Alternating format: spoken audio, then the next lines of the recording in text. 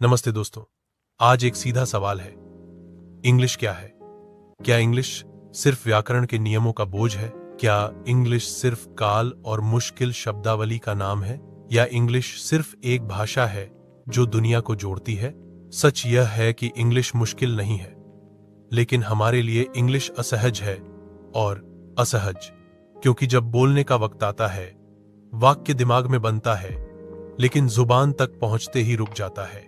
शब्द याद आता है, फिर अचानक भूल जाते हैं। लोगों के सामने खड़े होते ही आत्मविश्वास नीचे गिर जाता है, डर शुरू हो जाता है।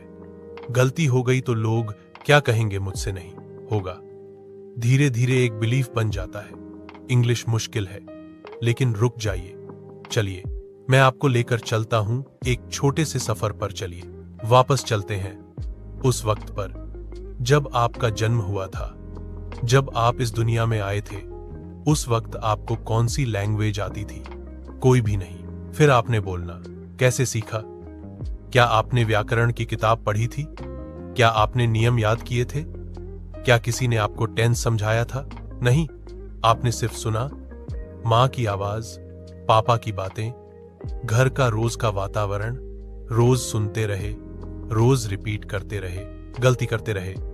किसी ने जज नहीं किया और धीरे धीरे आप बोलने लगे। लैंग्वेज आपने पढ़ी नहीं थी, लैंग्वेज आपने जी थी। तो फिर इंग्लिश अलग कैसे हो गई? इंग्लिश भी लैंग्वेज ही है, डिफरेंस सिर्फ एनवायरनमेंट का है। आपको इंग्लिश सुनने का एनवायरनमेंट नहीं मिला, बोलने की प्रैक्टिस नहीं मिली, इसलिए कॉन्फिडेंस डेवलप